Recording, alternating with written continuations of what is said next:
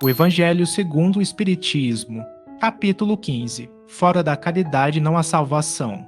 Temas abordados: o de que precisa o espírito para se salvar, parábola do bom samaritano, o mandamento maior, necessidade da caridade segundo Paulo, fora da igreja não há salvação, fora da verdade não há salvação, instruções dos espíritos, fora da caridade não há salvação. O de que precisa o espírito para se salvar, parábola do bom samaritano. Ora, quando o Filho do Homem vier em sua majestade, acompanhado de todos os anjos, sentar-se-á no trono de sua glória, reunidas diante dele todas as nações, separará uns dos outros, como o pastor separa dos bodes as ovelhas, e colocará as ovelhas à sua direita e os bodes à sua esquerda. Então dirá o rei aos que estiverem à sua direita: Vinde, benditos de meu Pai, tomai posse do reino que vos foi preparado desde o princípio do mundo, porquanto tive fome e me destes de comer, tive sede e me destes de beber, careci de teto e me hospedastes, estive nu e me vestistes, achei-me doente e me visitastes, estive preso e me fostes ver. Então responder-lhe-ão os justos: Senhor, quando foi que te vimos com fome e te demos de comer, ou com sede e te demos de beber? Quando foi que te vimos sem teto e te hospedamos, ou despido e te vestimos? E quando foi que te soubemos doente ou preso e fomos visitar-te? O rei responderá: Em verdade vos digo, todas as vezes que isso fizestes a um destes mais pequeninos dos meus irmãos, foi a mim mesmo que o fizestes. Dirá em seguida aos que estiverem à sua esquerda: Afastai-vos de mim, malditos, ide para o fogo eterno, que foi preparado para o diabo e seus anjos. Porquanto tive fome e não me destes de comer, tive sede e não me destes de beber, precisei de teto e não me agasalhastes, estive sem roupa e não me vestistes, estive doente e no cárcere e não me visitastes. Também eles replicarão: Senhor, quando foi que te vimos com fome e não te demos de comer, com sede e não te demos de beber, sem teto ou sem roupa, doente ou preso e não te assistimos? Ele então lhes responderá: Em verdade vos digo, todas as vezes que faltastes com a assistência a um destes mais pequenos, deixastes de tê-la para comigo mesmo. E esses irão para o suplício eterno, e os justos para a vida eterna. Mateus, capítulo 25, versículos de 31 a 46. 2. Então, levantando-se, disse um doutor da lei, para o tentar: Mestre, que preciso fazer para possuir a vida eterna? Respondeu-lhe Jesus: Que é o que está escrito na lei? Que é o que lês nela? Ele respondeu: Amarás o Senhor teu Deus de todo o coração, de toda a tua alma, com todas as tuas forças e de todo o teu espírito, e a teu próximo como a ti mesmo. Disse Jesus: Respondeste muito bem, faz isso e viverás. Mas o homem, querendo parecer que era um justo, diz a Jesus: Quem é o meu próximo?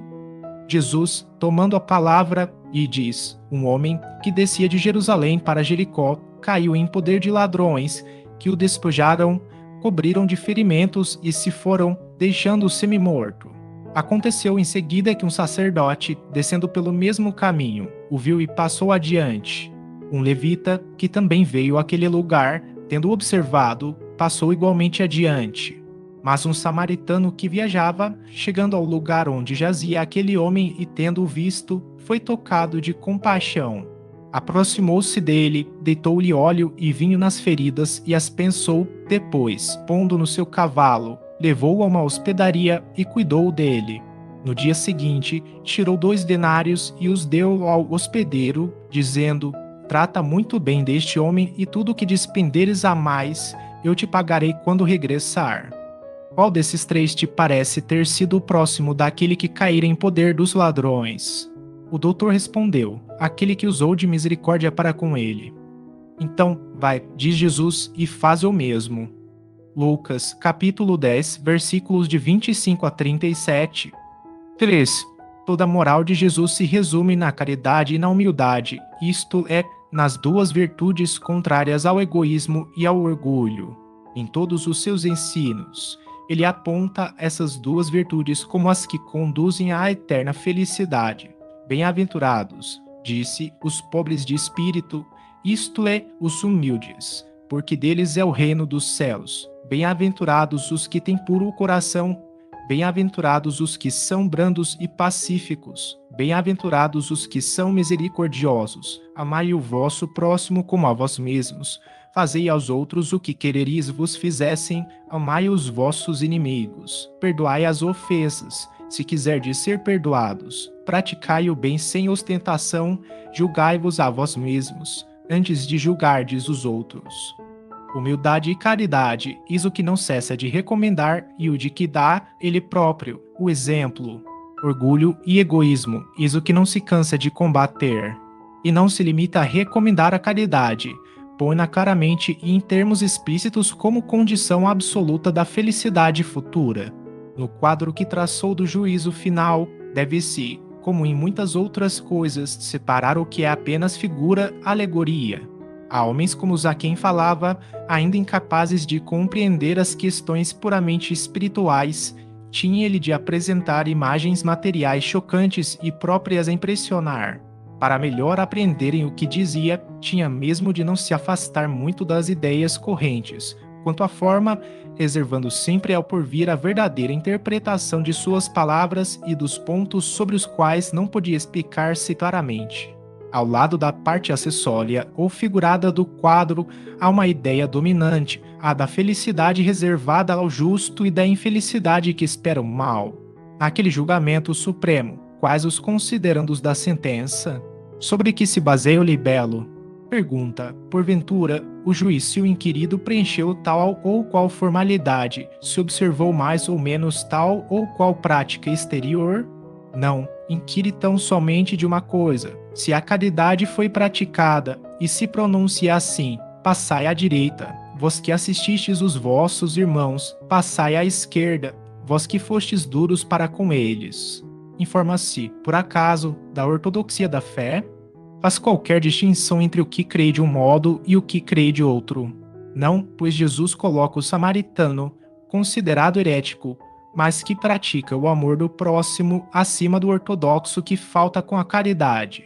Não considera, portanto, a caridade apenas como uma das condições para a salvação, mas como a condição única. Se outras houvesse a serem preenchidas, ele as teria declinado. Desde que coloca a caridade em primeiro lugar, é que ela implicitamente abrange todas as outras, a humildade, a brandura, a benevolência, a indulgência, a justiça, etc., e porque é a negação absoluta do orgulho e do egoísmo. O mandamento maior. 4. Mas os fariseus, tendo sabido que ele tapara a boca aos saduceus, se reuniram, e um deles, que era doutor da lei, foi propor esta questão, para o tentar. Mestre, qual o grande mandamento da lei? Jesus lhe respondeu, amarás o Senhor teu Deus, de todo o teu coração, de toda a tua alma, de todo o teu espírito. Esse é o maior e o primeiro mandamento. E aqui está o segundo, que é semelhante ao primeiro, amarás o teu próximo, como a ti mesmo. Toda a lei e os profetas se acham contidos nesses dois mandamentos. Mateus, capítulo 22, versículos de 34 a 40. 5. Caridade e humildade, tal a senda única da salvação. Egoísmo e orgulho, tal a da perdição. Este princípio se acha formulado nos seguintes precisos termos: amarás a Deus de toda a tua alma e a teu próximo como a ti mesmo. Toda a lei e os profetas se acham contidos nesses dois mandamentos. E, para que não haja equívoco sobre a interpretação do amor de Deus e do próximo, acrescenta: e aqui está o segundo mandamento, que é semelhante ao primeiro. Isto é, que não se pode verdadeiramente amar a Deus sem amar o próximo, nem amar ao próximo sem amar a Deus. Logo, tudo o que se faça contra o próximo mesmo é que fazê-lo contra Deus. Não podendo amar a Deus sem praticar a caridade para com o próximo. Todos os deveres do homem se resumem nesta máxima: fora da caridade não há salvação. Necessidade da caridade, segundo Paulo. 6. Ainda quando falasse todas as línguas dos homens e a língua dos próprios anjos, Se eu não tiver caridade, serei como bronze que soa e um símbolo que retine. Ainda quando tivesse o dom de profecia que penetrasse todos os mistérios, e tivesse perfeita ciência de todas as coisas, ainda quando tivesse toda a fé possível, até o ponto de transportar montanhas, se não tiver caridade, nada sou. E, quando houvesse distribuído os meus bens para alimentar os pobres e houvesse entregado o meu corpo para ser queimado, se não tivesse caridade, tudo isso de nada me serviria. A caridade é paciente, é branda e benfazeja, a caridade não é injubilosa, não é temerária, nem precipitada, não se enche de orgulho, não é desdenhosa, não cuida de seus interesses, não se agasta, nem se azeda com coisa alguma, não suspeita mal, não se rejubila com a injustiça, mas se rejubila com a verdade, tudo suporta, tudo crê, tudo espera, tudo sofre. Agora, estas três virtudes, a fé, a esperança e a caridade permanecem, mas, dentre elas, a mais excelente é a caridade. Paulo, primeira epístola aos Coríntios, capítulo 13, versículos de 1 a 7 e 13. 7. De tal modo compreendeu Paulo essa grande verdade, que disse, quando mesmo eu tivesse a linguagem dos anjos, quando tivesse o dom de profecia, que penetrasse todos os mistérios, quando tivesse toda a fé possível, até o ponto de transportar montanhas, se não tiver caridade, nada sou. Dentre estas três virtudes, a fé, a esperança e a caridade, a mais excelente é a caridade. Coloca assim, sem equívoco, a caridade acima até da fé. É que a caridade está ao alcance de toda a gente, do ignorante como do sábio, do rico, como do pobre, independe de qualquer crença particular. Faz mais, define a verdadeira caridade, mostra não só na beneficência, como também no conjunto de todas as qualidades do coração, na bondade e na benevolência para com o próximo. Fora da igreja não há salvação. Fora da verdade não há salvação. 8. Enquanto a máxima, fora da caridade não há salvação, assenta num princípio universal e abre a todos os filhos de Deus acesso à suprema felicidade, o dogma, fora da igreja não há salvação, se estriba não na fé fundamental em Deus e na imortalidade da alma, fé comum a todas as religiões, porém, numa fé especial em dogmas particulares, é exclusivo e absoluto.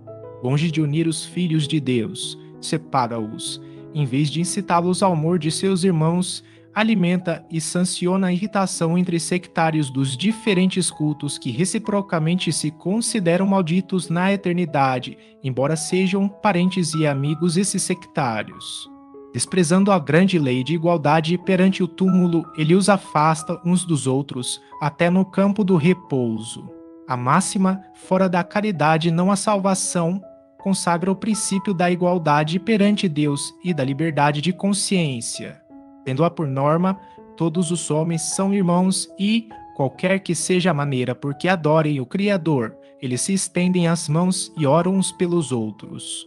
Com o dogma, fora da igreja não há salvação, anatematizam-se e se perseguem reciprocamente, vivem como inimigos. O pai não pede pelo filho, nem o filho pelo pai, nem o amigo pelo amigo, desde que mutuamente se consideram condenados sem remissão.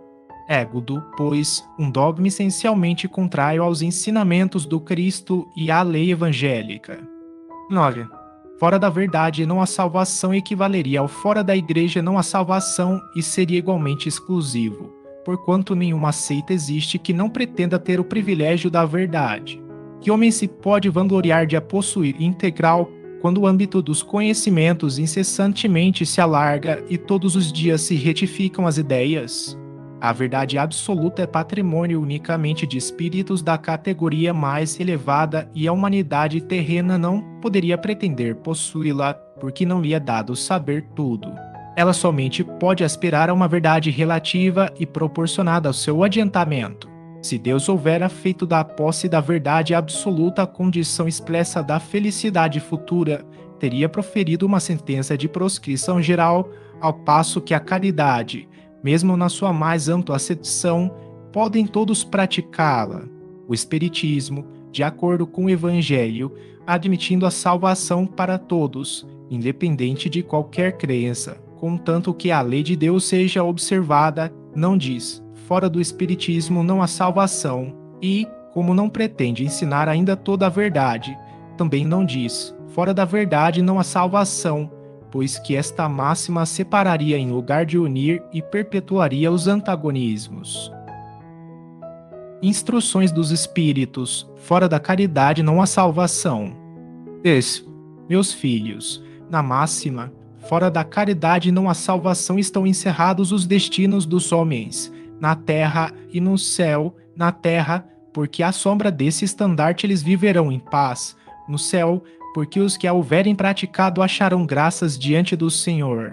Essa divisa é o facho celeste, a luminosa coluna que guia o homem no deserto da vida, encaminhando-o para a terra da promissão.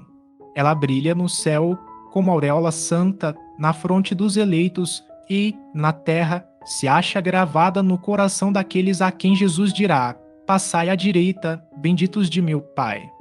Reconhecê-los-eis pelo perfume de caridade que esparam em torno de si. Nada exprime com mais exatidão o pensamento de Jesus, nada resume tão bem os deveres do homem como essa máxima de ordem divina.